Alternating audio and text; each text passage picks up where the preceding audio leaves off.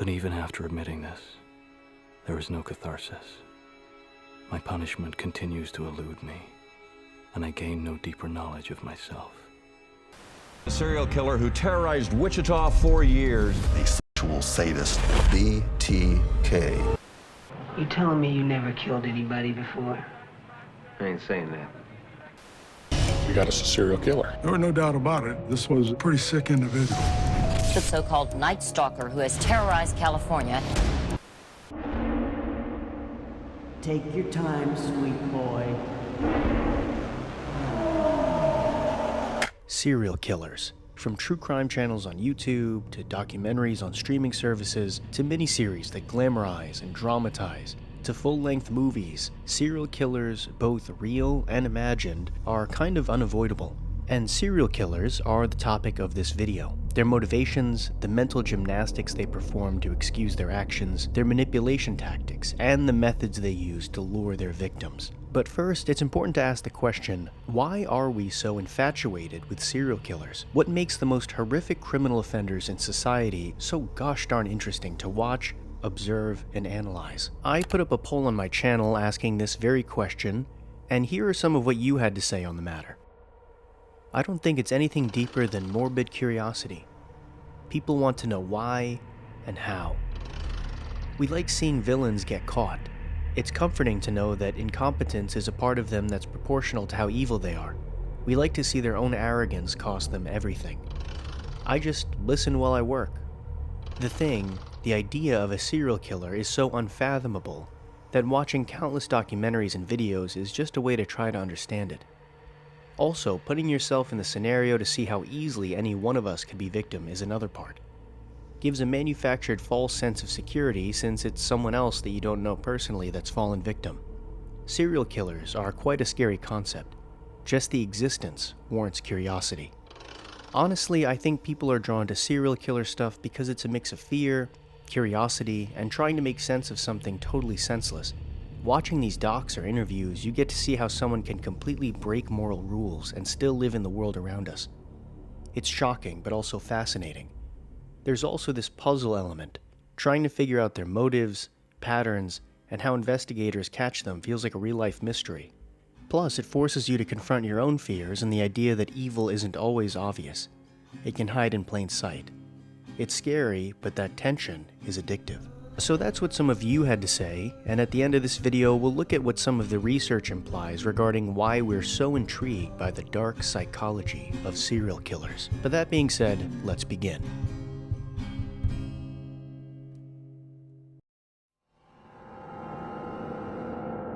The first interview we're going to be looking at is probably one that you've seen at least snippets of before, but we'll be peeling back the layers here to reveal what really was happening with the benefit of hindsight. Between 1974 and 1978, Ted Bundy carried out a series of kidnappings and gruesome murders spanning Washington to Florida. In general, his MO was to use his charm to gain trust and lower his victims' guard. He would even use things like slings and crutches as props to sell his story. Once his victim was isolated and to an extent trusted him, he would overpower them and abduct them, taking them to a remote location where he would typically assault and then kill them. After a routine traffic stop in 1978, he was linked to multiple murders, including the murder of a 12-year-old girl. He was then convicted and sentenced to death, where he would spend nearly a decade on death row in Florida State Prison. He was convicted of the murders of Kimberly Leach, Margaret Bowman, and Lisa Levy, although it was suspected that Bundy had many more victims.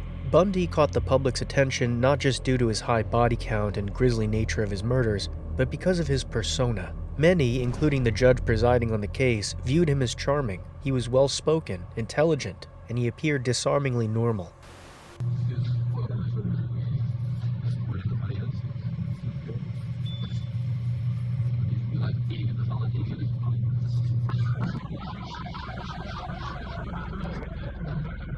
On January 23, 1989, right before his execution, Ted Bundy did an interview with Dr. James Dobson, who is an evangelical Christian psychologist. We'll just watch a few snippets from this interview since it is fairly well known. However, there is some controversy around this interview, which we'll discuss first to put this in a different frame. Upon first listen, many saw this interview as an honest look into Bundy's reasoning as to why he did what he did. a man reflecting on the decisions he had made over the course of his life to become one of the most notorious killers of all time. And many were, as expected, infatuated with listening to Bundy speak on his own motivations and actions. But as time passed, a deeper analysis into this interview would be taken, which would reveal Bundy to be cold, calculated, and manipulative down to the very end. I won't kid you to say that it's something that I feel that I am in control of, or something that I've come to terms with, because I haven't. It's a moment-by-moment thing. Sometimes I feel very tranquil, and other times I don't feel tranquil at all.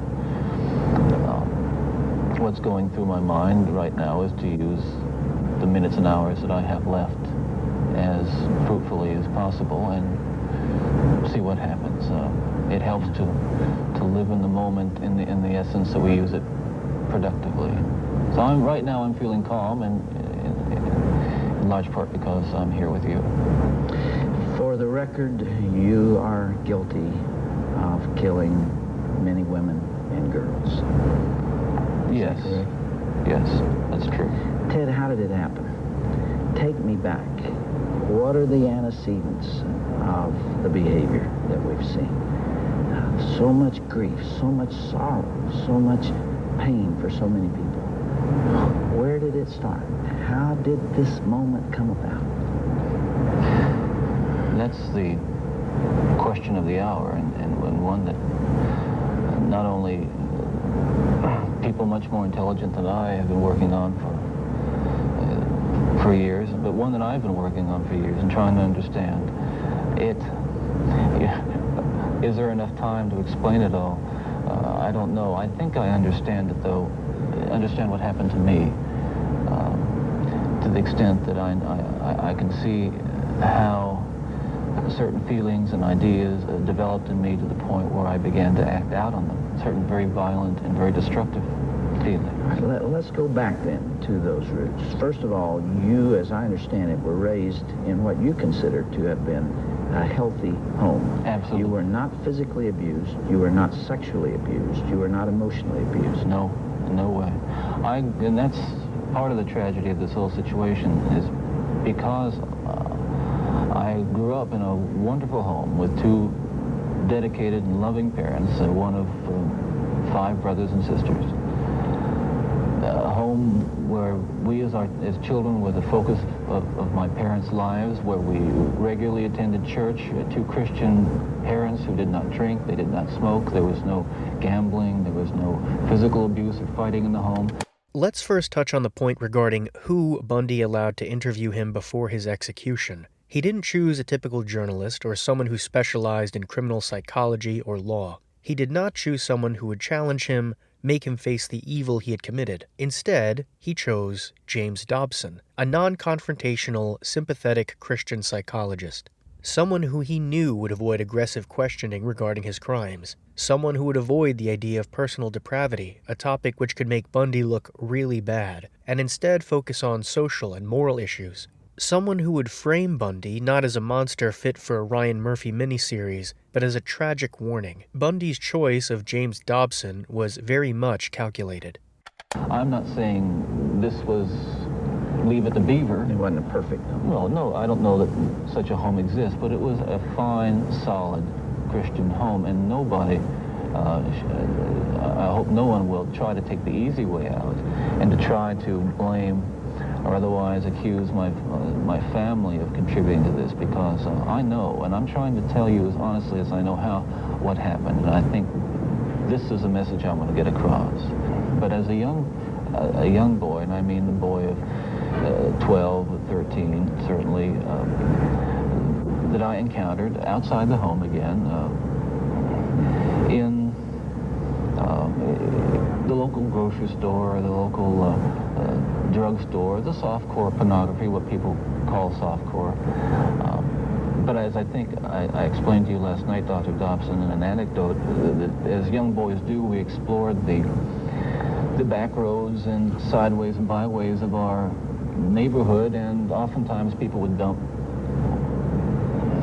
the garbage and whatever they were cleaning out of their house, and from time to time we'd come across pornographic books of a harder nature than more graphic, you might say, more explicit nature than we would encounter, let's say, in your local grocery store. And this also included such things as, let's say, detective magazines and more those that involve violence. Then. Yes, yes, yeah. And this is something I think I want to emphasize is the most damaging kinds of pornography. And again, I'm talking from personal experience. Hard, real, personal experience. The most damaging kinds of pornography are those that involve violence and sexual violence, because the wedding of those two forces, as I know only too well, brings about behavior that is just too terrible to describe. Now, walk me through that. What was going on in your mind at that time? Okay, before we go any further, I think it's important to me. And the people believe what I'm saying, to tell you that I'm not blaming pornography and not saying that it caused me to go out and do certain things. That I take full responsibility for whatever I've done and all the things that I've done. That's not the question here. The question and the issue is how this kind of literature contributed and helped mold and shape the kinds of violent behavior. It fueled your fantasies, didn't it? Well, in the beginning, it fuels this kind of thought process. Then, at a certain time, it's instrumental in what I would say crystallizing it, making into something which is almost like a separate entity inside. And at that point, you're at the verge, or I was at the verge of acting out on these kinds of thoughts. Now, I really want to understand that. You had gone about as far as you could go in your own fantasy life with printed material. And you made, or printed and video or film magazines, yeah. What have you. Yeah. And then there was the urge to take that little step, or big step, over to a physical event. And it happens. It happened in stages, gradually. It doesn't necessarily, not to me at least, happen overnight. My experience with, I'd say, pornography generally, but with pornography that deals on a violent level with sexuality, is that once you become addicted to it, and I look at this as a kind of addiction, like other kinds of addiction, I would keep looking for more potent, more explicit, more graphic kinds of material. Like an addiction, you keep craving something which is harder, something which gives you a greater sense of excitement. So this stretch is probably the most widely seen of the clips of Ted Bundy's interview with James Dobson. And this analysis is not meant to diminish the link between the types of extreme pornography being discussed by Bundy here and sexually aggressive or even violent behavior. However, even this, in hindsight, is a calculated move by Bundy. As an evangelical Christian psychologist, it was no secret that James Dobson was staunchly against pornography. By shifting blame to pornography throughout the interview, Bundy gave Dobson a headline that would work well for his predominantly Christian audience.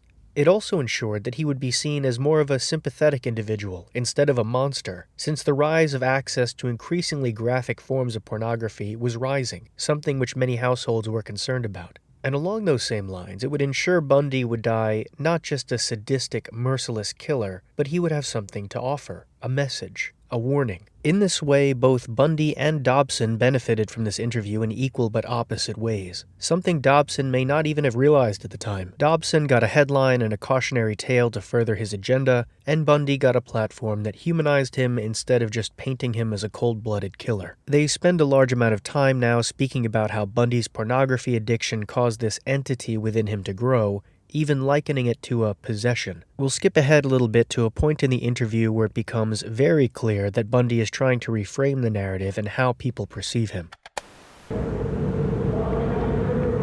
brutal urge to do that kind of thing, and then what happens is once it has been more or less satisfied and recedes, you might say, or spent, that sense, that kind of energy level recedes, and basically I became myself again. I want people to understand this too, and I'm not saying this gratuitously because it's important that people understand this, that basically I was a normal person. I wasn't some guy hanging out at bars or a bum, or I wasn't a pervert in the sense that, you know, people look at somebody and say, I know there's something wrong with him, and just tell. I mean, I was essentially a normal person. I had good friends. I led a normal life, except for this one small but very potent and very destructive segment of it that I kept very secret and very close to myself and didn't let anybody know about it. And part of the shock and horror from my dear friends and family years ago when I was first arrested was that there was no clue. They looked at me and they looked at the all-American boy. And I mean, I wasn't perfect, but I want to be quite candid with you. I was okay. Okay, I was. The basic humanity and basic spirit that God gave me was intact, but it unfortunately became overwhelmed at times. And I think people need to recognize that it's not some kind of those of us who have been so much influenced by violence in the media, in particular pornographic violence, are not some kinds of inherent monsters. We are your sons and we are your husbands. And we grew up in regular families. So very clear redirecting here, shifting almost all of the blame on external factors such as pornography rather than truly performing a self-analysis and showing almost no true remorse for what he's done. Bundy performs another subtle psychological trick here when he talks about those whose mental health and behavior have been affected by extreme forms of pornography. He says, "We are your sons. We are your husbands. We grew up in regular families." He inserts himself into the collection of quote-unquote normal people who were snatched away by pornography. This is calculated, purposeful manipulation of his image and perception. Because in reality, a man like Ted Bundy certainly is not the norm, and research shows it takes much more than simply viewing extreme forms of pornography to motivate someone to callously take innocent human life in such a cold, methodical manner. After this, once again, they spend a large amount of time linking pornography to Bundy's serial killer behavior. Let's skip to another part in the interview where Bundy is asked point blank if he's remorseful. You know, if I were able to ask you the questions that are being asked out there, one of the most important as you come down to perhaps your final hours, are you thinking about all those victims out there and their families? Well, who are so wounded, you know, years later, their lives have not returned to normal. They will never return to normal. Absolutely. Are you carrying that load, that weight? Is the remorse there? Again, I know that people will accuse me of being self-serving, but we're beyond that now. I mean, I'm just telling you how I feel. But through God's help, I have been able to come to the point where much too late, but better late than never, feel the hurt and the pain that I am responsible for. Yes, absolutely. In the past few days, myself and a number of investigators have been talking about unsolved cases, murders that I was involved in. And it's hard to talk about all these years later because it revives in me all those terrible feelings and those thoughts that I have steadfastly and diligently dealt with, and I think successfully, with the love of God. So many words for so little substance. And not once was any amalgam of the phrase, "I am remorseful for my actions," uttered. Instead, Bundy chooses to shift blame and cast himself as a misunderstood victim of external circumstances instead of apologizing to the victims' families and facing the monster he had become. Ted Bundy was executed via electric chair at Florida State Prison on January 24, 1989, a day after this interview.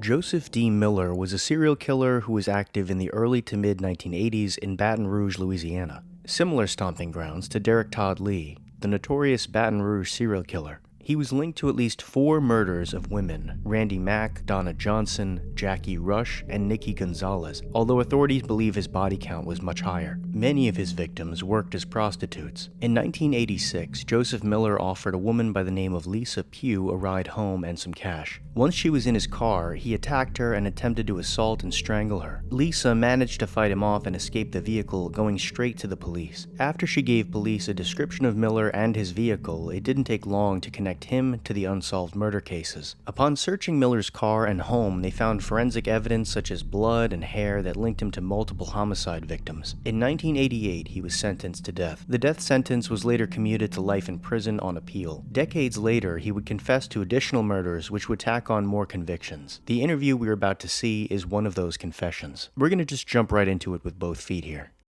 We believe that you murdered Jeanette Thompson and placed her in the landfill. Right. Can you tell us how that crime occurred? Yeah. I met her one night in an uptown bar. Well, actually, it was a bar in Stilton that I met her. And do you remember, Joey, what year that was, or around month or day, or is that too long ago? It's been a long time. My memory ain't really that good, but I know I met her in a bar. It was a Stilton bar across from the firehouse. There used to be a club over there. I forget the name of the club on Front Street. And from there we went out drinking and stuff. And then we went up by the landfill.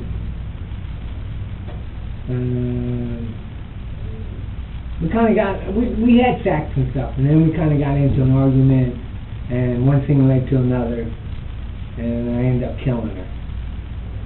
Now, when you said that you had sex, were you paying for the sex? Was she a prostitute? No, actually it was consensual sex. Okay. What was the argument about?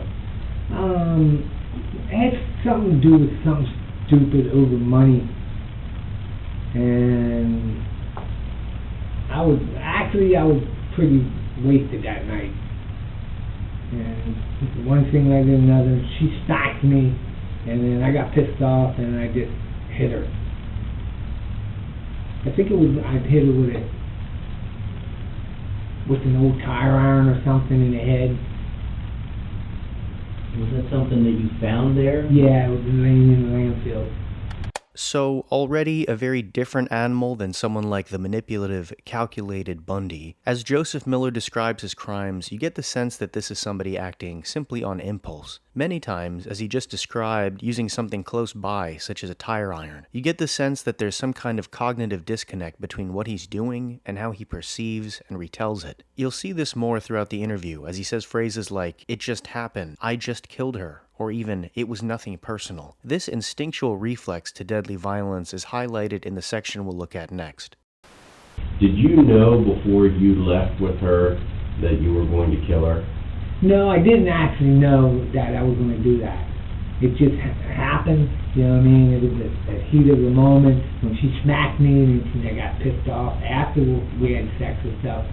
And then she just, I forget what we were arguing about. It had to do with money or something.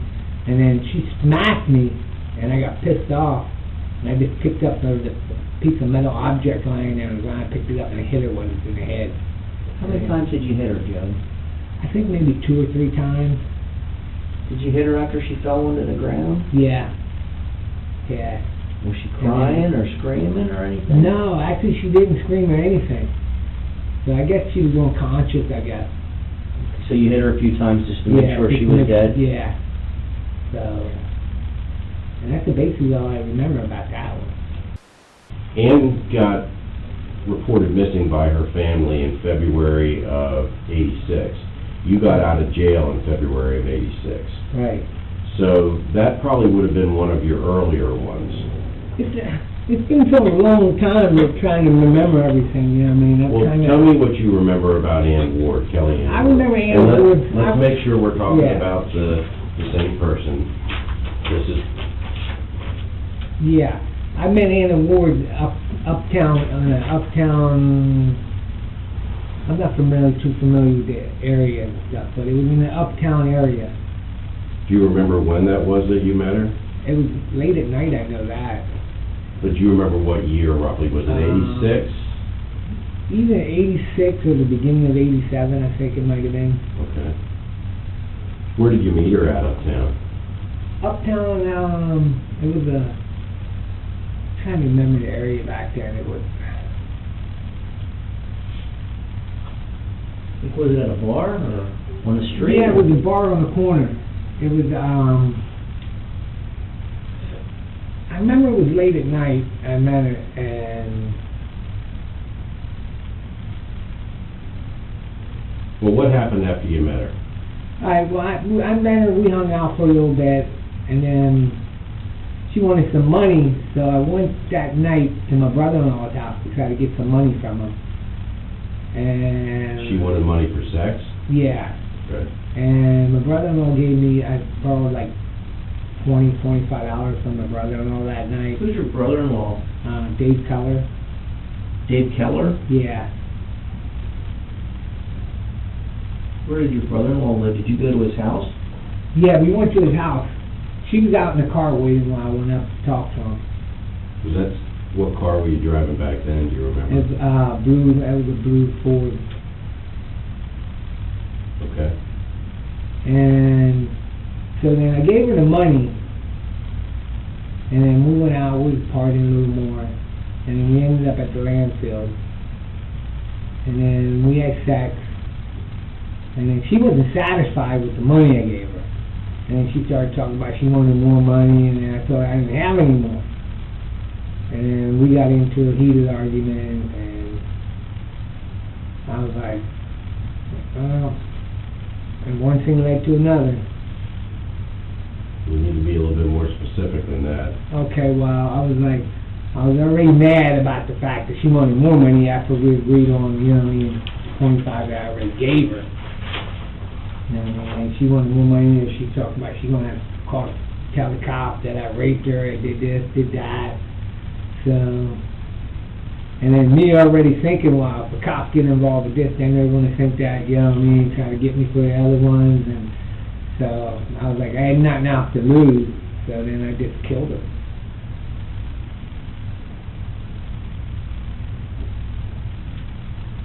How did you kill her? It was a piece of pipe object. Was that the piece of pipe that Brennan showed you up at Smithfield? Yeah. The way he describes his crimes is distancing and trivial, almost like an afterthought or a normal conclusion to a fight or argument. There's nothing in his inflection or tone to suggest that he truly understands the gravity of taking another human life. Of course, he is not totally oblivious to the consequences of killing. In this next section, he describes some methods he used to try to throw the police off track. Now, you said that this happened down in the landfill, but her body made it kind of around the corner there. How did that happen? I ended up moving the body there. You moved it there? Yeah. How did that But I happen? didn't want to leave the bodies in the same location, you know what I mean, then they think that, you know what I mean, they try to throw guys off track, you know what I mean? Like, if you leave bodies, you put bodies in the same area, and then they figure out, well, okay, this person did this, then that means they'll suspect this person did that one. So I did try to, you know what I mean, try to switch it up a little bit. Did you do that right away, or did you go back later and move it? No, actually, I waited like a day or two before I moved the body. Did you do it late at night? Yeah, it was at nighttime when I did it. Joey, did you kill all the girls in the landfill? Yeah. So you would be out with them, you'd meet them, be drinking and partying, and what would you tell them? Why would they think you were going? What were they thinking when you took them to the landfill? They were actually thought we went to another bar. You know what I mean? But it wasn't a bar. It was just, you know what I mean, an old dump. At what point did any of the girls realize something was wrong? Did any of them say anything to you when you got there? Like, did they start to figure out something was wrong? No, actually they didn't say anything wrong. You know what I mean? But then, you know what I mean, after we were done, they got in a heated argument about money-wise, and you know what I mean, I'm like, now what am I going to do? You know what I mean? So we get to arguing, you know what I mean? So the reason they didn't question is because you were going to be paying for sex, and that was a place you could take them to have sex where Right. nobody would see. Where no one would see. So that's why they understood it was Right. okay. Right. All right. But basically the whole part is that, you know what I mean, I had a bad experience with a prostitute that robbed me, you know what I mean, and I just took it out on every prostitute, basically, you know what I mean, figuring, well, okay, they play dirty, so then I'll play dirty.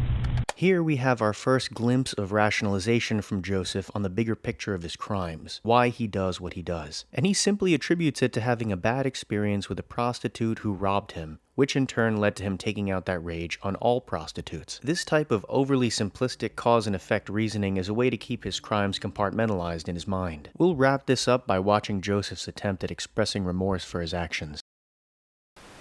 There's things that happened in my life that caused me to do the things that I did, you know what I mean, I'm truly sorry for what I did to your daughter, you know what I mean, I didn't really mean to do what I did, but sometimes when you're drinking and you've got other problems in your life, that leads, one thing leads to another, and it's just one of those fortunate incidents that just happened, you know what I mean, but it was nothing personally. So Joey, all these facts are true, right? They're true that you gave Lieutenant Ryder 90 days. None of this was made up to try to help you with something. No. So, not exactly the most convincing expression of remorse there. Probably have seen more emotions in a YouTube apology video. What is interesting here is you can tell that Joseph Miller knows the words he should be saying. He knows that socially, the human thing to do is to express remorse and apologize and feel regret. But when spoken out loud, it's clear he feels absolutely none of it. And similar to Bundy, he offloads his personal responsibility onto external circumstances that he deems out of his control, thus avoiding looking at himself in the mirror and facing the monster. Compared to Bundy, who was charismatic, organized, narcissistic, manipulative, and completely wrapped up in his own fantasies and compulsions, Miller was more primitive in his intention. He was opportunistic and predatory, acting mainly on impulse. He didn't have the charm or organization of Bundy. He knew enough to conceal his crimes, but the way he did so was crude. And yet both of them share that same cognitive disconnect that does not allow them to face what they've done. As of the last available records, Joseph D. Miller remains incarcerated at the Louisiana State Penitentiary, serving multiple life sentences. He is no longer on death row. Ed Kemper, known in the media as the Co-Ed Killer, was active between 1972 and 1973 in Santa Cruz, California. Ed Kemper stood at an intimidating 6'9", and in addition is recorded to have an IQ of a 145, which under general standardized IQ scales would put him at a near-genius range. Kemper's MO would be to pick up young female hitchhikers, murder them, and commit acts of necrophilia and dismemberment. Kemper is estimated to have killed around 10 people, including his own mother and grandparents. In April of 1973, after Kemper killed his mother and her friend Sally Hallett, Kemper turned himself into authorities, along with a very detailed confession. It is likely he would not have been caught had he not turned himself in. He was convicted of 8 of the estimated 10 murders later that year and was sentenced to life imprisonment without parole. We'll now jump into this 1991 interview at the point where Kemper is asked about his fantasies. What were those fantasies? What were they? Yes. Possessing the severed heads of women. Men didn't turn me on. That wasn't very, I couldn't appreciate the appearances of a guy. That when I was young, I was about 8 or 9 years old, I went to this little come-on. It was like at a record store or something, and they had this crowd of kids there, and there was a magic show. And this guy, you've probably seen it, the fake guillotine, hand pressed, and they put the potato there, and someone puts their neck in the brace, and they slam this thing down, and the potato down below chops in two, but the person's head doesn't fall off, right? And everybody gets very fascinated by that. Oh my God. And then when he puts the blade in place and he pushes it down, it goes through that neck hole. But it never chops anybody's head off. Okay, so he wanted to volunteer out of the, I'm not standing in this crowd watching this show. And he wanted to volunteer out of the audience. And some quite beautiful little 16-year-old girl gets up there and it's a big laugh and you're all giddy and stuff. And I started getting caught up in this. I said, wow. Right at that moment, I departed reality because logically, I should have been able to ascertain that that could not happen. You're not going to get away with chopping somebody's head off in the middle of, in the middle of Helena, Montana, the capital city. But the concept of it was so raw and it was titillating. I says, wow, gee, I gotta watch this. It is already apparent at just how articulate Ed Kemper is. He speaks with the tone and cadence of a lecturer as he explains his earliest fantasies of dismemberment. He talks about himself like he's examining a subject from far away, distancing himself from his own psychology. You will see Kemper employ intellectualization throughout these interviews, a psychological defense mechanism where he replaces emotion with what he views as rational explanation, trading guilt for logic. Let's now skip to the point in the interview where he talks about the crimes he's committed. The first time, okay? The two girls were killed around 6 p.m. By 11 the next morning, they are both completely gone out of my life, physically. All right? That's not even 24 hours. The third murder, which is the second incident, okay? I'm in the middle of trying to get my record sealed, right? Thursday night, I killed her. I took off Friday. I didn't go to work. I called in sick, took CTO, all right? Dismembered her body. Got rid of her body, but kept her head in her hands because they're identifiable. They're highly identifiable. I kept those at the apartment, okay? That Friday night, Thursday night, I took her. Friday morning, she was dismembered. Friday night, she was disposed of, right? Saturday morning, I left, right? And I wasn't satisfied that I took the head along in the hands, but I couldn't put them someplace that I could be sure they would be dug up by an animal or just be somewhere. It's scary going out there trying to bury somebody or dispose of body parts in a community or out even in the boonies where you don't know where you're at and who can come up at any moment. I had some real close calls there where people had come out of nowhere. And if a body's found and they remember this beige-looking car sitting there the night, that's evidence. So it was very, very hard to get rid of this stuff. So anyway, Saturday morning, I went to see the psychiatrist in Fresno. Saturday afternoon, I saw the other one. Saturday evening, I'm with my fiancée and her family over in Turlock. Sunday night, I come back to my apartment.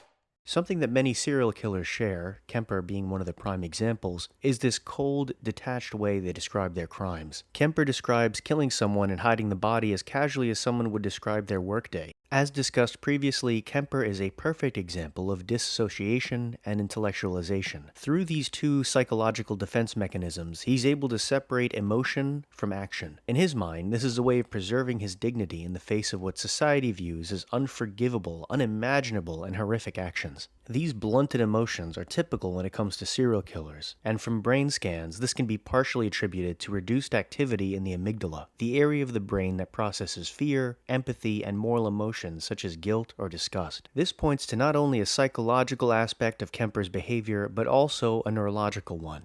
Let's skip to another interview with Kemper where he tells a chilling story about how he used body language and nonverbal cues to make victims believe they were safe to get in his vehicle.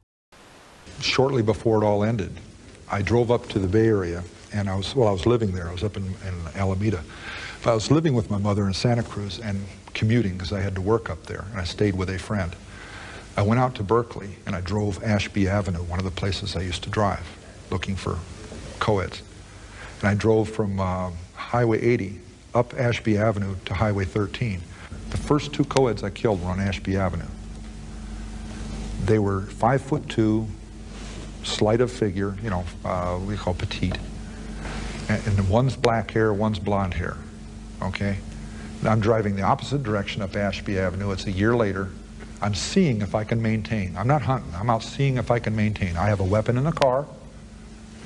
I have everything else fitting the situation. I'm seeing if I can maintain. If I can just let go of it and maintain and marry this young lady and go on. I go driving up there, and here's these two young ladies, 5'2", one's got blonde hair, one's got black hair. They're in granny dresses, and I'm having shit fits because it's like deja vu. And oh my God, I acted in a way that they wouldn't be paranoid because I'm a young man by myself in this car. I diffused the situation as I drove up. I'd gotten practice at that. All that driving around, it wasn't rehearsing. I made a game out of driving around, picking people up, and later on I discerned that some people wouldn't get in my car because of the situation. I'm a young man by myself. It's unsafe. So I thought, well, gee, that kind of put me off. I'm not doing anything to anybody, so I want to see if I can change that situation where they'll want to get in and I can take them where they're going. Because I know I'm not going to do anything. And I got to where I could diffuse that situation. It's how you're looking. If you look, oh boy, I already start cranking the car over there. They're not going to get in your car because they can see you from half a block away drooling. But if you look at your watch and say, geez, I don't know if I have enough time, and you're kind of in the mirror and looking around, and you pull over, this guy's just a businessman going somewhere, and get in his car, we'll go where we're going. And it's little games I played so they'd get in the car. And then we chatted, and I talked about things, and I found out where their orientations were and their little, what they used to judge and who could get in and who they could get in with and who they couldn't, right? In that sense, it's been interpreted as what do you call it, rehearsing. It's not true. It's like playing chess and then turning it into something ugly. I played chess casually. I played chess more and more thoroughly till I got very good at it, which was picking up people, to where I could make you a bet. I can pick up those two ladies, and they'd say, oh man, you're crazy. Those are two very crafty young ladies who won't get in a car with a young man by himself, et cetera, et cetera. And I'd win the bet because I knew how to diffuse the situation. Even if they asked, where are you headed, right? And they had a sign saying where they're going, but they'd ask, or even if they didn't, they'd say, where are you headed? And I had ways of developing it to where they wouldn't get suspicious. But I didn't mean I was going to kill them. It meant I was playing a game. And then later, when I started killing people, I used that against them. A chilling reminder that there are people out there who practice acting in a way that is meant to throw off your sense of determining if a situation or person is safe or unsafe. Kemper describes how he would act uninterested, check his watch, not seem too eager, all in an attempt to win the trust of the person he was picking up. And what's more, these trial runs, as he alluded to, would not end in someone getting killed. They were simply to strengthen his ability to put later victims at ease, so they would never suspect his true nature. Kemper and Bundy are similar in this way, although Kemper seems to intellectualize the process of gaining trust more than Bundy did. And how would you select your victims? Were they... I didn't select them. It was random. And it was also the development of the passion. If I was drove, they died. Like the last two victims. I was so pissed I'd have killed anybody that got in a car. You said you had a lot of sympathy and empathy towards Marianne Péché when you talked to her. But isn't that strange to say that after you had killed her in such a brutal fashion? There was a draw. There was a draw to the young lady. It was haunting. I'm not saying I had compassion toward her when I talked to her. I tried to remember what we talked about.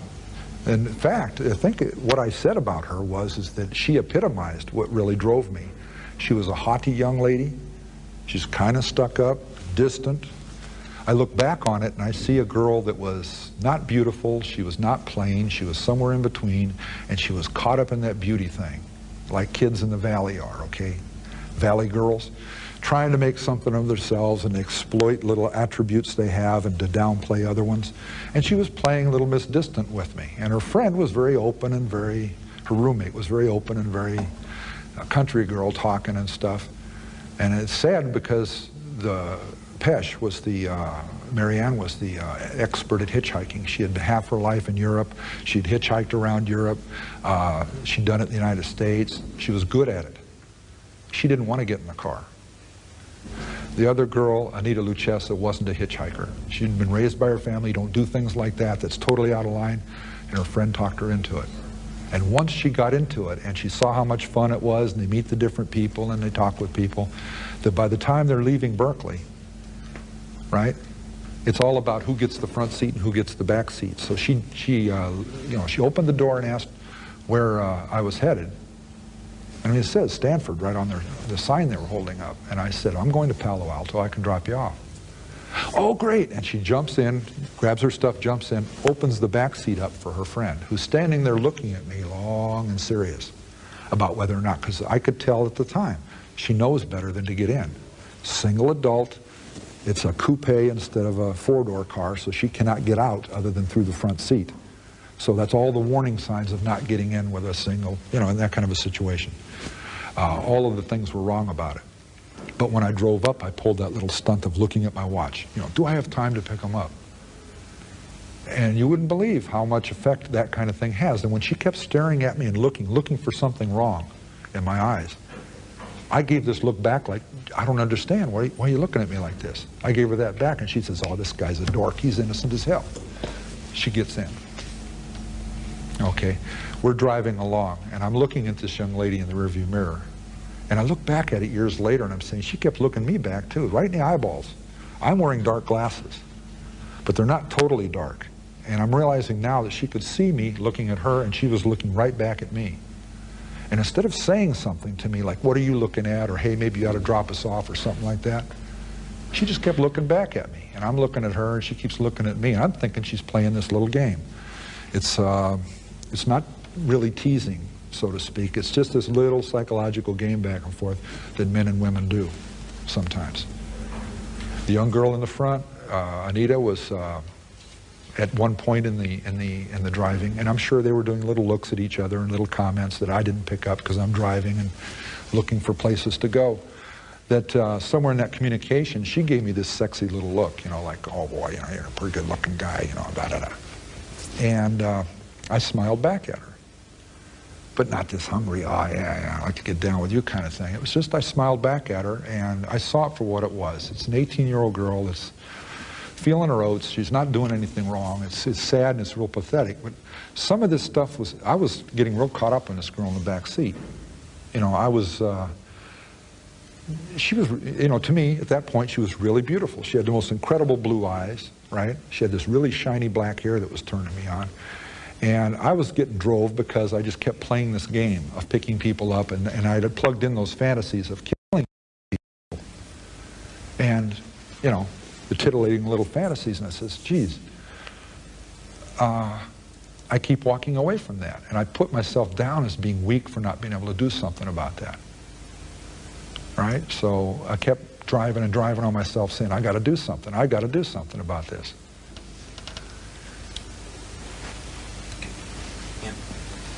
How were you feeling while you were killing? What? Well, you said especially the first two, which were very messy. It was a shock that first time. That horrified me. I did everything stupid, everything wrong, if I were trying to get away with it. It was just really, really dumb. The knife I fell back on, that was a fallback position. I was trying to smother her. That didn't work. And she was struggling against that and arguing with me about it. And I got frustrated, and I reached in my pocket. I had that folding knife, and I pulled it out. And for a lot of years, and I made a point of saying back then with the investigators, when I pulled the knife out and locked it into place, it clicked. And she said, what's that? That's a quote. What's that? And she was kind of like a, yeah, naggy kind of thing. What's that? And I couldn't figure out why she said that. Like, it's not that big an impact, a little clicking sound behind her, you know, amongst what's going on. And it hadn't been murderous up to that point. It had been an aggravation, and I had her tied up or handcuffed. And it took me years for it to dawn on me, trying to look at it from different points of view to understand these things, why she said that. You know why she said that? Because I had brandished this gun, and I had cocked it once, and it clicked. So in her mind, very possibly, I had pulled the gun out and was going to shoot her. So she said, what's that? And thinking I've pulled the gun out now and I'm cocking it, not realizing I'd pulled a knife out. I still had the gun in my pants. I stabbed her. She didn't fall dead. You're supposed to fall dead. You're supposed to go, oh, and fall dead. I've seen it in all the movies, right? Doesn't work that way. When you stab someone, they leak to death. They lose blood pressure, and you stab them more and more and more. You complicate it many times by where you're hitting, the pain you're causing, and the aggravation of the person involved, plus whether or not they leak a little faster. It wasn't working worth a damn. I stabbed her all over her back, and she even turned around. I stabbed her in the side and in the stomach once. Why? As she turned around, I could have stabbed her through the heart. But her breasts were there. And it actually deflected me. I couldn't see stabbing a young woman in her breast. That's embarrassing. I didn't say that to them back then, I don't think. I may have. But that's humiliating to admit that I was that affected by her presence. I stabbed her in the belly. That had to hurt worse. I didn't do it to make it hurt. I was trying to shut her up. And she ended up getting her throat cut. And I learned the term ear to ear, what that meant, because that's the way it went. And she went out of it completely right then. She lost consciousness and died probably just moments after that. But I just backed up out of the car. My hands are covered in blood, and I'm saying, oh God, I did it, I don't believe it, I did it, shit, I've done it. Now I got to kill the other one.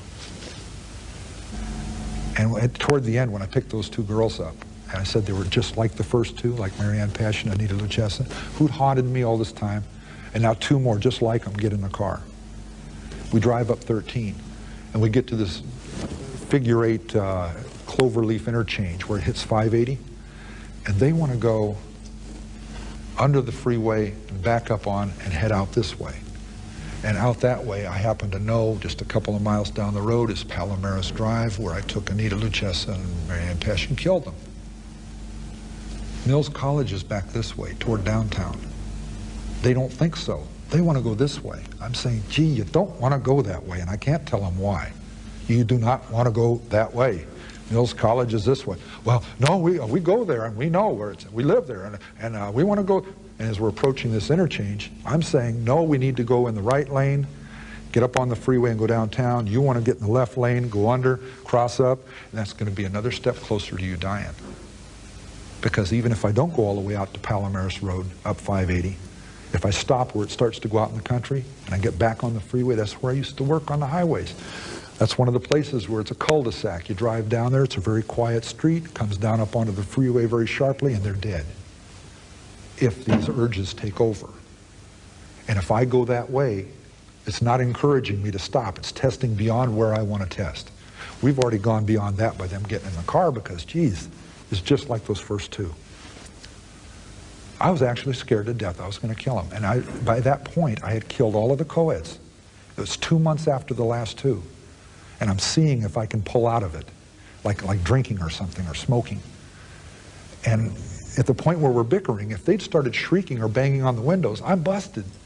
They're going to pull me over, someone's going to call a cop or something, and they're going to get me and probably bust me on these other cases on a fluke. And I'm trying to save their lives. I don't want them going that way because I know Mills College is this other way.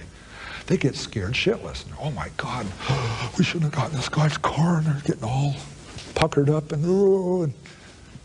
and I said, just bear with me, be patient. If I'm wrong, we'll get on the turnoff, we'll go right back around, we'll take you out your way. But I know it's the next turnoff or the one past it this way, downtown.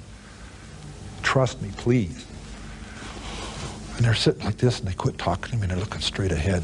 And I'm saying, oh, shit. Guns under the seat, it's all just, whoa. I get up on the freeway, 2 turnoffs, Mills College. In fact, the next one said Mills College, next exit, But they're not relaxing or nothing. I had refused to take them the way they wanted to go and pushed it the other way. That's what scared them. But they didn't know the irony of it was if I'd have gone along their way, I'd have probably said, yeah, well, I'll just follow on through and oops, we'll do it one more time. How do you oops human lives? I don't know those 2 young ladies, and I don't know where they are today, and I don't know that they remember that little incident.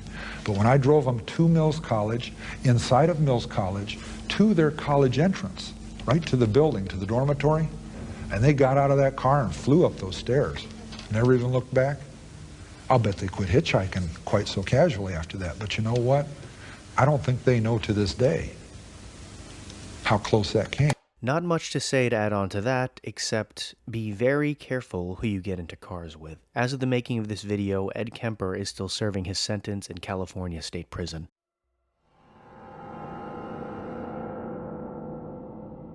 Richard Ramirez, later known as the Night Stalker in the media, terrorized Southern California in the mid-1980s with a rash of home invasions and murders.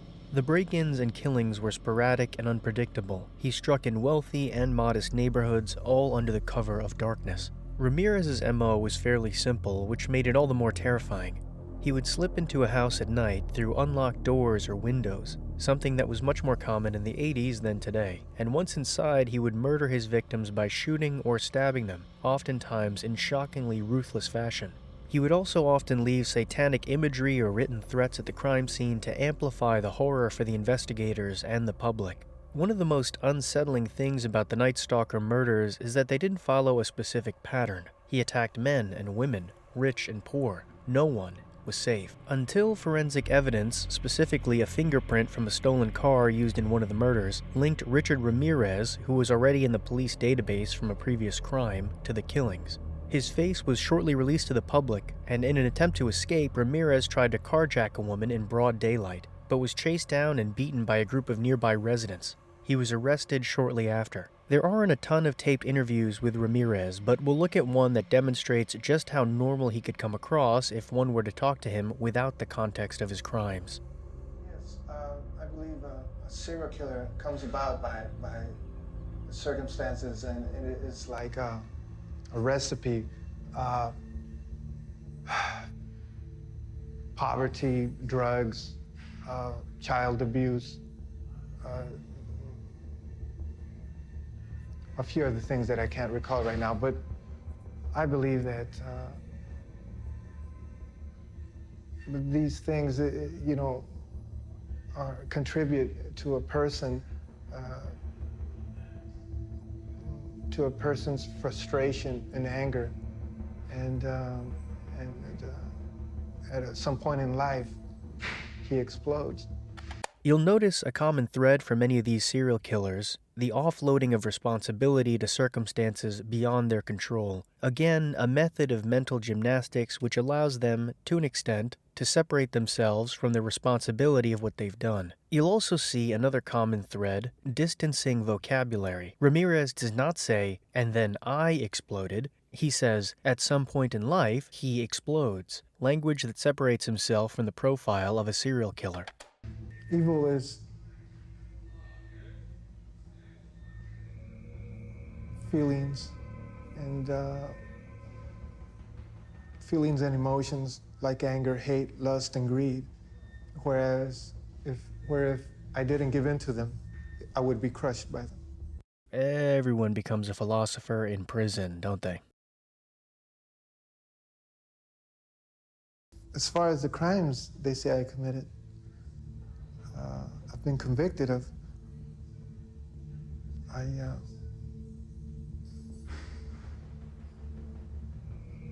I still have dreams of everything that has happened, yes.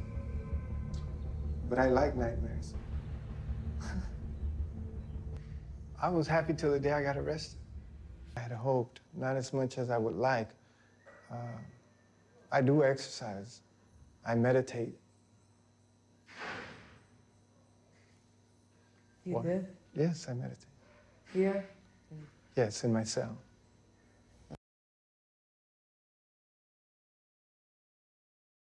Is to get executed rather than spend the rest of my life in prison. I don't have any hope of getting out, and I don't see it as a reality. Realistically, looking at it, I don't see myself walking the streets again. I am not engaged.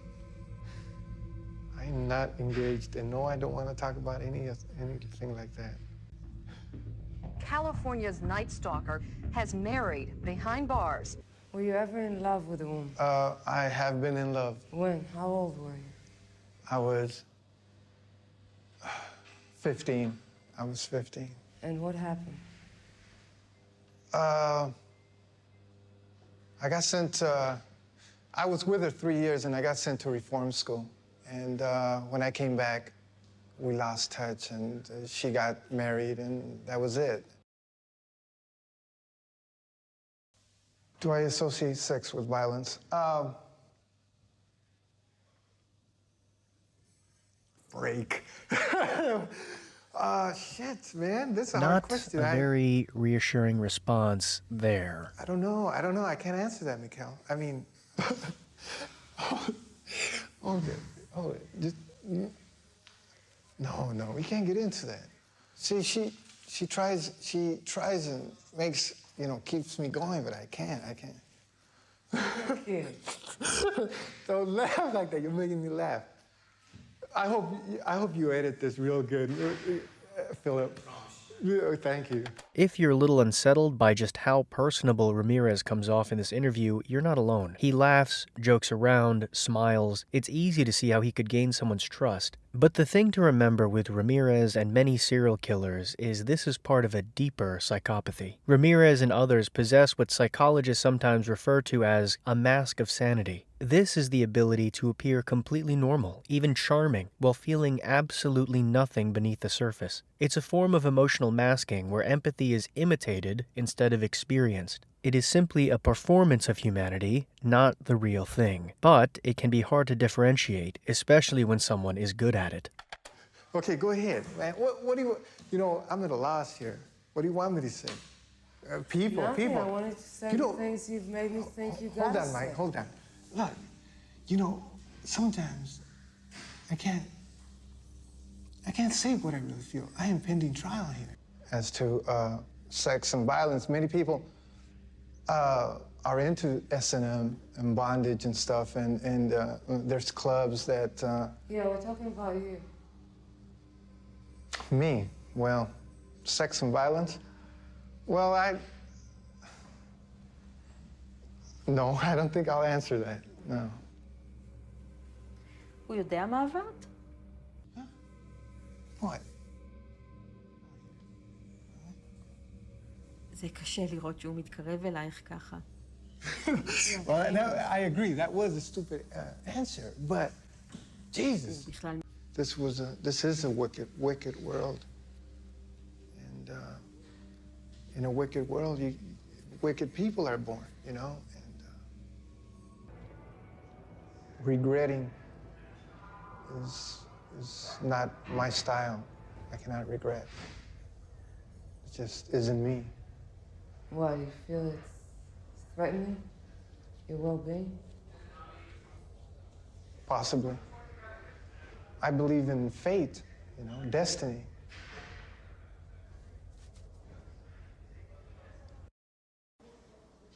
Are there any things about you you'd want to be remembered for? Things that are positive in you, things that you think are special? I survived as best as I could.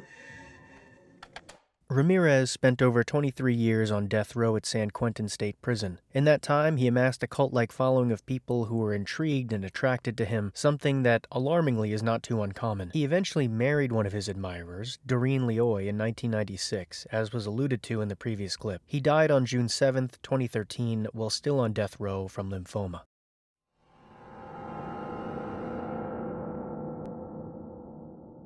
Dennis Rader, or BTK, which stands for Bind, Torture, Kill, is one of the most notorious serial killers of all time. Between 1974 and 1991, BTK, later found out to be Dennis Rader, murdered 10 people in and around Wichita, Kansas. He eluded the police for more than 30 years. His first known attack came when he broke into the home of the Otero family, restraining and killing both parents and 2 of their children.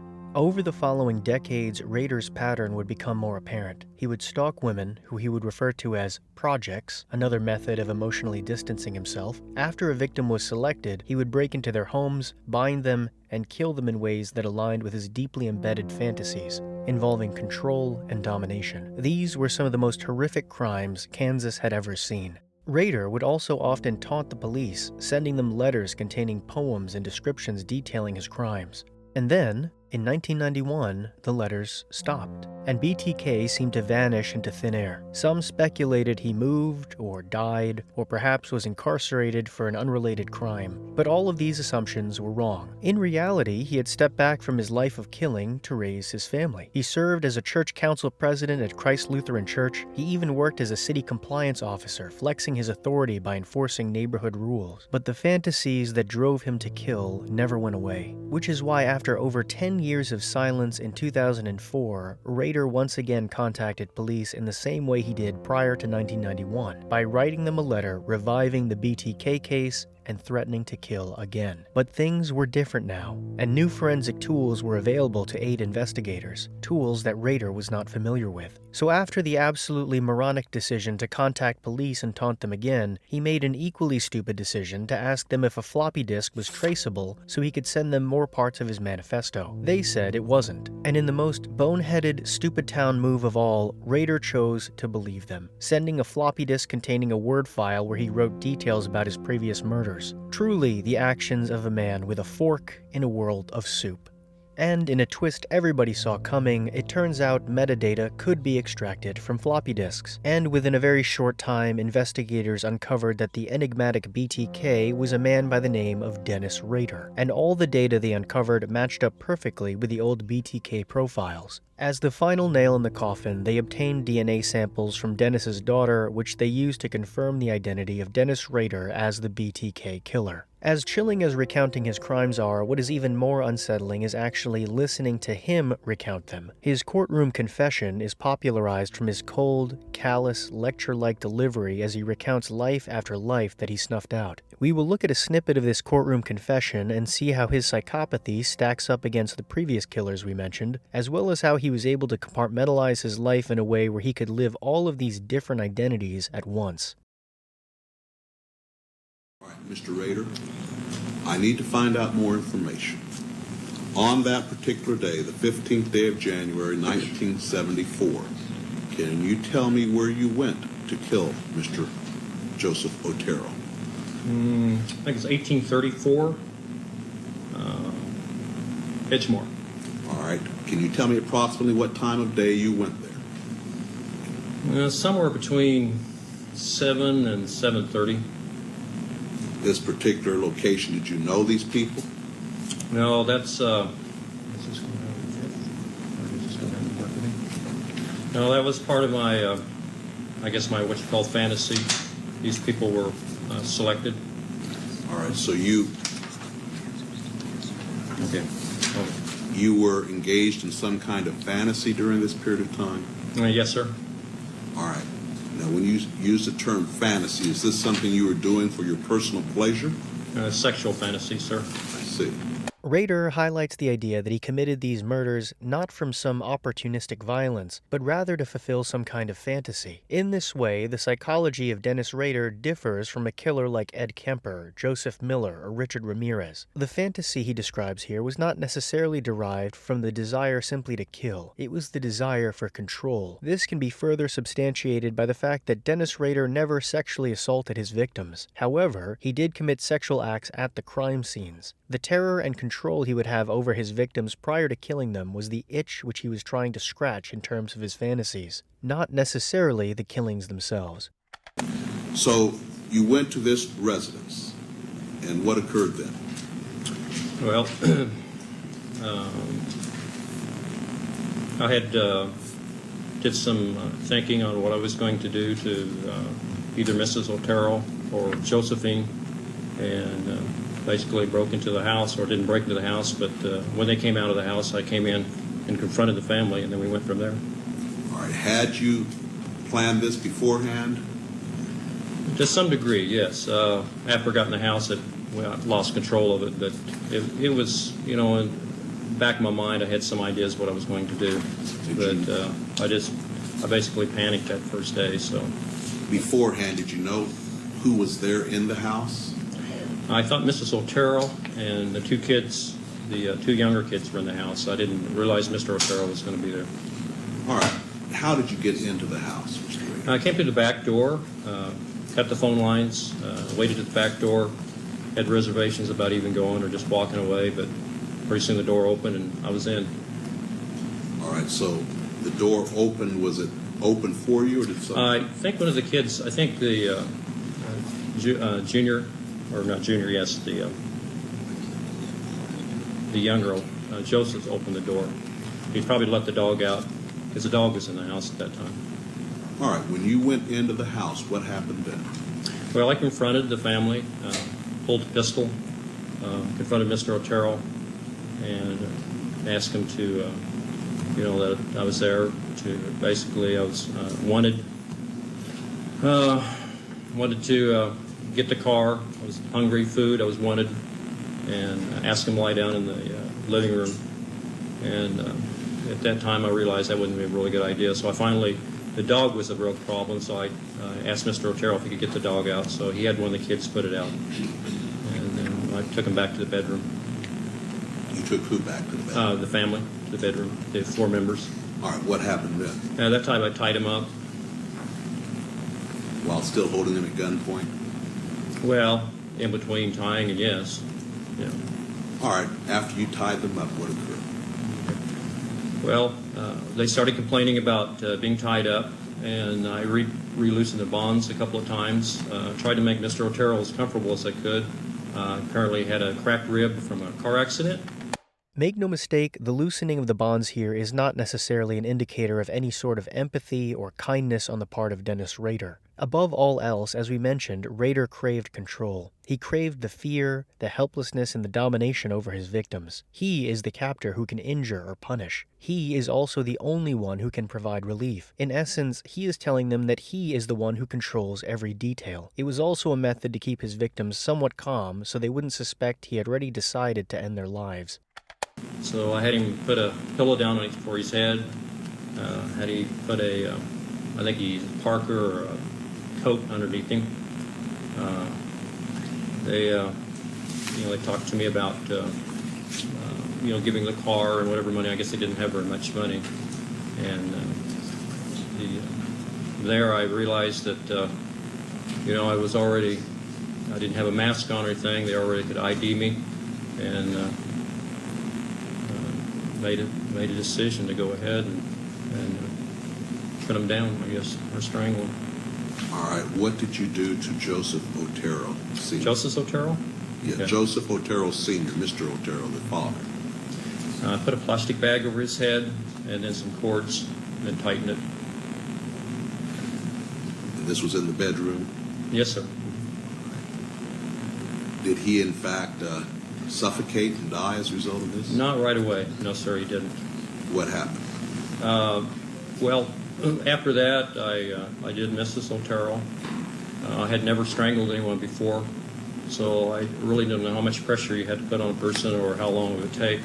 But was she also tied up there in the yes, bedroom? Yes, yeah, both their hands and their feet were tied up. She was on the bed. Where were the children?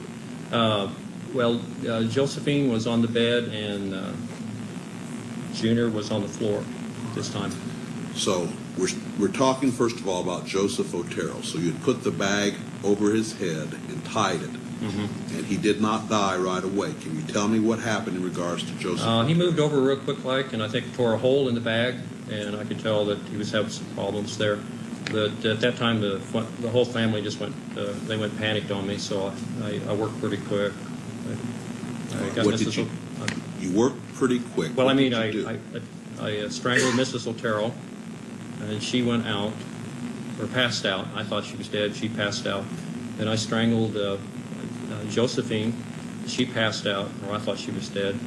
And then I went over and put a bag on Junior's head, and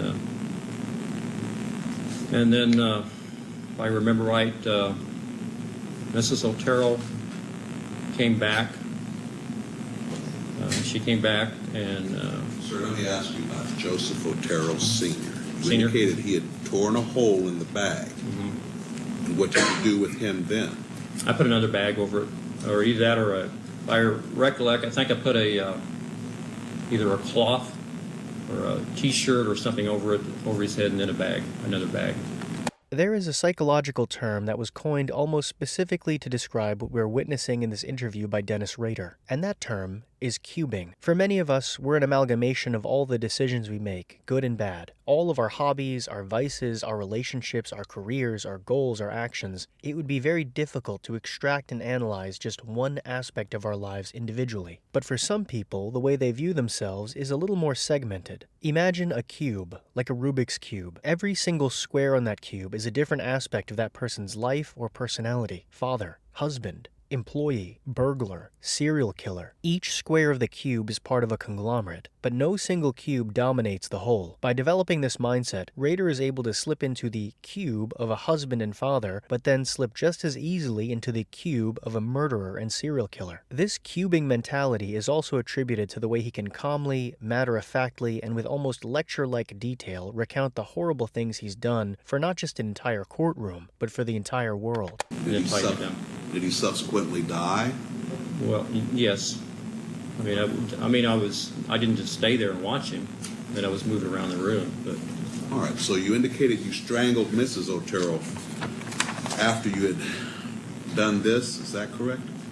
Now I went back and strangled her again, that finally killed her at that time. So this is in regards to count 2. You had first of all put the bag over Joseph Otero's head, and he tore a hole in the bag. Then you went ahead Did you strangle Mrs. Otero then, or did you go First back? of all, Mr. Otero was strangled, or a bag put over his head and strangled. Then I thought he was going down, and I went over and strangled Mrs. Otero, and I thought she was down. Then I strangled Josephine, thought she was down, and then I went over to Junior and put the bag on his head. After that, Mrs. Otero woke back up, and she was pretty upset and what's going on. So I came back, and at that point in time, strangled her for the death strangle at that time. With your hands or what? No, with a cord, with a rope. And then I think at that point in time, I redid Mr. Otero, put the bag over his head, went over and then took Junior. Before that, she asked me to save her son. So I actually had taken the bag off, and then I was really upset at that point in time. So basically, when Mr. Otero was down, Mrs. Otero was down, I went ahead and took Junior. I put another bag over his head and took him to the other bedroom at that time. What did you do then? Put a bag over his head. I put a cloth over his head, a T-shirt, and a bag so he couldn't tear a hole in it. And he subsequently died from that. And then when I went back, Josephine had woke back up. What did you do then? And I took her to the basement and eventually hung her. All right, you hung her in the basement? Yes, sir. All right, did you do anything else at that time? Yes, I had some sexual fantasies. But that was after she was hung. All right. What did you do then? Went through the house, kind of cleaned it up. It's called the right-hand rule. You go from room to room. Right-hand rule, like he's running his own cleaning business. Absolutely insane. I guess I took a radio. I'd forgot about that, but apparently I took a radio. Why did you take these things? I don't know. I have no idea. Just... What happened then? I got the keys to the car. In fact, I had the keys, I think, earlier before that because I wanted to make sure I had a way of getting out of the house. And clean the house up a little bit, make sure everything's packed up, and left through the front door. And went over to their car, and then drove over to Dillon's, and left the car there. Then eventually walked back to my car. All right. Now, sir, from what you have just said, I take it that the facts you've told me apply to both counts all of counts 1, 2, 3, and 4. Is that correct? Yes, sir. Just to drive the point home, here is another example of Rader's cold, calculated delivery as he talks about the vicious murder he committed and the method he used to cover it up and escape. All right, so in regard to the Davis matter, you went around the room, took a few personal things. What did you do then? Strangled her. What did you strangle her with? Pantyhose. All right, what happened then? Kind of like Mrs. Hedge. I already figured out I had a plan on leaving, and put her in a blanket and drug her to the car and put her in the trunk of the car. So you were able to strangle her to death with these pantyhose? Yes, sir. All right, you put her in your car. In her car. In the car. Her car. The trunk of her car. What happened then? I really had a commitment I needed to go to, so I moved her to one spot, took her out of her car. This gets complicated. Then the stuff I had, clothes, gun, whatever, I took that to another spot in her car, dumped that off. Okay. Then took her car back to her house, left that. Let me think now. Okay. In the interim, I took her car back to her house. In the interim, I realized that I had lost one of my guns. I dropped it somewhere. So I was trying to figure out where my gun was. So I went back in the house, realized I had dropped it when I broke the plate glass window. It dropped and fell on the floor right there, and I found it right there. So that solved that problem. Anyway, I went back out, threw the keys, checked the car real quick, and threw the keys up on top of the roof of her house, walked from her car back to my car, took my car, drove it back, and I either dropped more stuff off or I picked her up and put them in my car. and then I drove up northeast of Sedgwick County and dropped her off underneath the bridge. So all of these incidents, these 10 counts, occurred because you wanted to satisfy a sexual fantasy. Is that correct? Yes. Does any party desire any further matters be put on the record at this time? Police are still investigating cold cases with the possibility that Dennis Rader could have killed more than the 10 he was attributed with. As of the making of this video, Dennis Rader remains incarcerated at the El Dorado Correctional Facility in Butler County, Kansas. He is serving 10 consecutive life sentences with a minimum of 175 years. So yeah, he'll be there till he's dead. So why do serial killers remain in the public zeitgeist? What makes them so interesting, not just for people interested in true crime, but for many others? There are a lot of theories. Some think that learning about these human monsters is some kind of mental threat simulation, that if we know enough about how they operate, their psychology, that better equips us to identify those warning signs and protect ourselves from danger. For some, it's simply a morbid curiosity, an infatuation with things so terrible and horrific without actually having to physically expose yourself to risk. The same reason people view horror movies. Some simply want to understand the psychological mystery created by people who could commit such vile acts. And still others want to watch a video or documentary or a series about a serial killer to feel morally superior, thinking, I could never do anything like that. Or maybe, just maybe, we have a fascination with these monsters because of the fears and shadows we carry ourselves. Maybe we feel that by understanding their darkness, it will help us understand our own. Thank you for watching. I hope you enjoyed this video. If you did, be sure to leave a like and subscribe for more videos like this one. Since this was a particularly dark video, I will leave you with some videos of cute animals doing cute things as a palate cleanser, and I'll see you guys in the next one.